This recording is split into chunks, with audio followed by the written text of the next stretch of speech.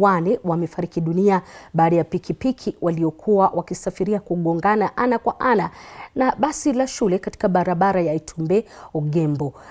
Abiria wote waliokuwa kwenye pikipiki hiyo walifariki dunia papo hapo. Sababu za ajali hiyo bado hazijabainika, huku mamlaka za usalama zikihimiza madereva kuwa makini wanapokaribia eneo la tukio na kutoa nafasi kwa wahudumu wa dharura. Tukio hili limeibua tena mjadala kuhusu usalama wa barabarani na umuhimu wa tahadhari hasa katika barabara za vijijini.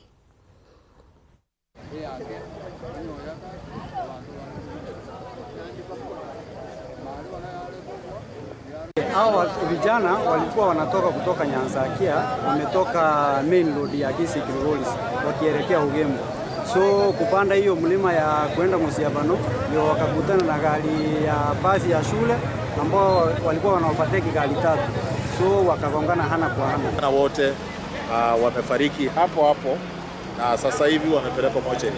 Sasa hivi ile sababu imefanya ajali ikatokea ni kwa sababu ya poor calculation na kuwa katika high speed.